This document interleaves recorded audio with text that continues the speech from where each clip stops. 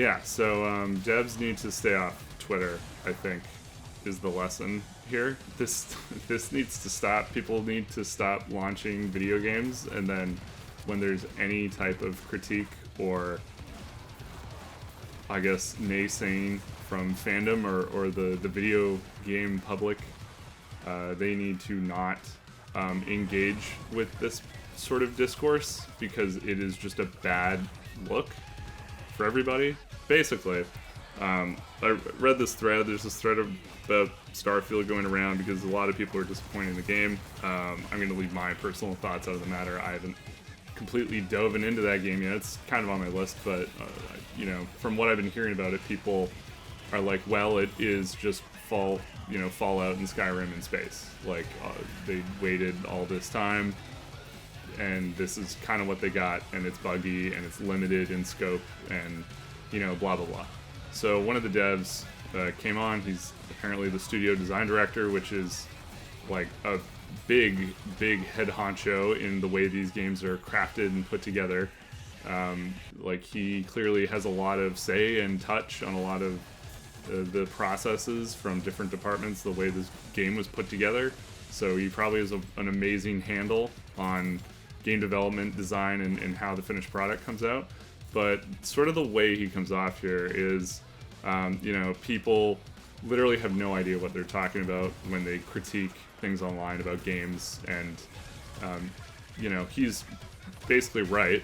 I would argue that, 99% of people who play games have no idea how any of the systems and software and engines actually work together and coalesce into, how the 3D environment is rendered and how, certain geometry works and how animation works and how just fucking the pipeline works for these types of studios. So he's 100% right about this.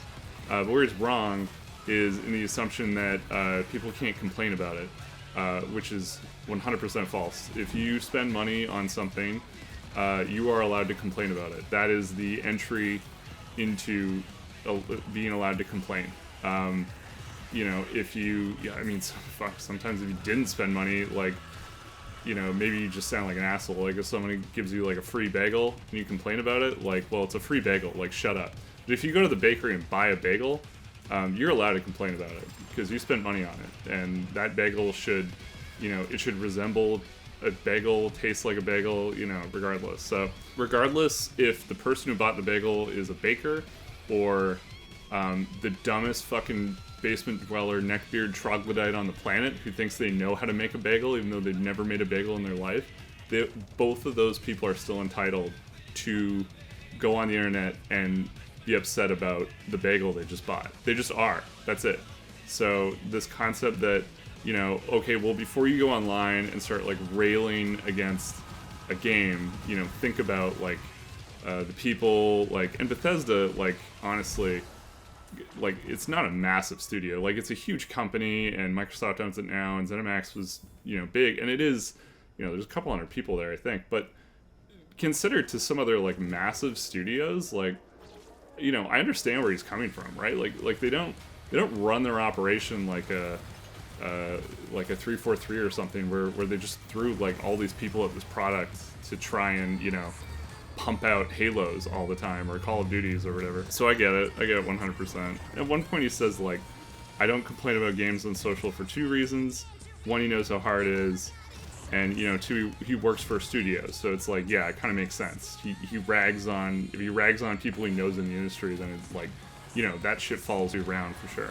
I think there's this weird idea that devs are slowly moving into this sacred ground where it's well, they work so hard and there's so much crunch, and it's really difficult to get a lasting, long-standing position in a really difficult industry. So you should pull your punches when you talk to them, and that's just I think that's bullshit. You absolutely shouldn't harass people, and you shouldn't I don't know, dox them or just do all the crazy fucked up shit that people do online anyways. None of that should be allowed.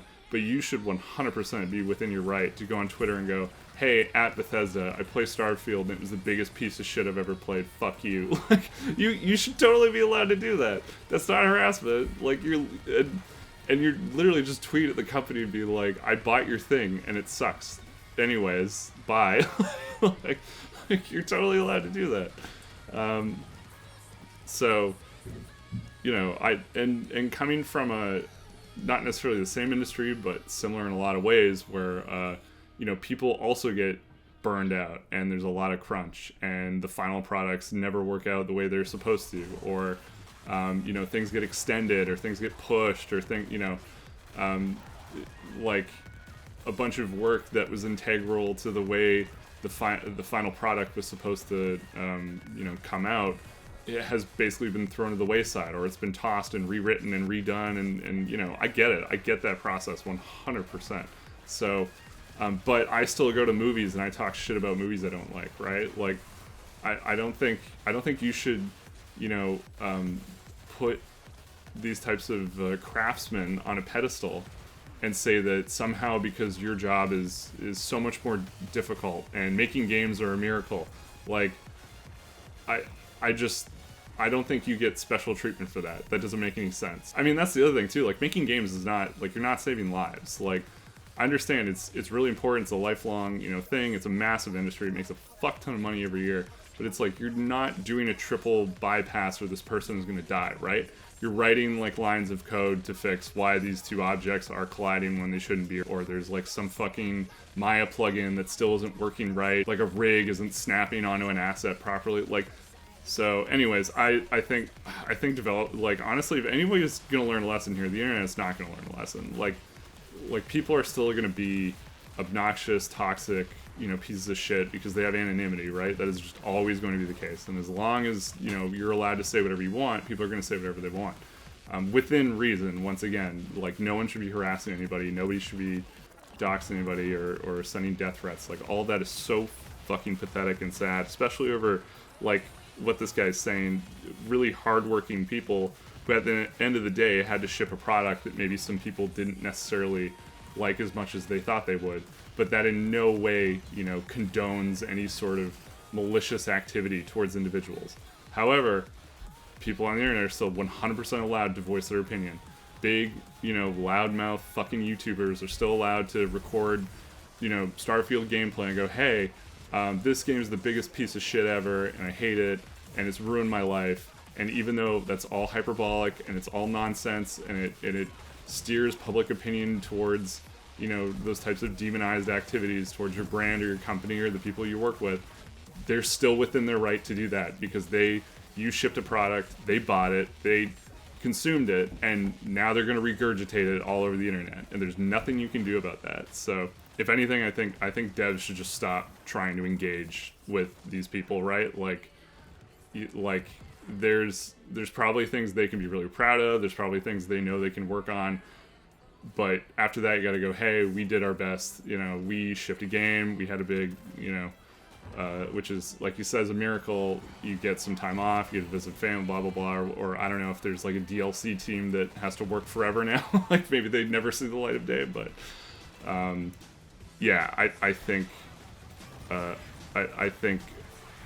I understand where he's coming from, and he makes some good points, and I think people should generally be a bit more, you know, sincere in their critique and the way they talk about video games, but I don't think that should stop the vast, you know, vocal majority of these types of people from talking shit if they want to, because they're 100% within their right to. At the end of the day, video games are a product like anything else.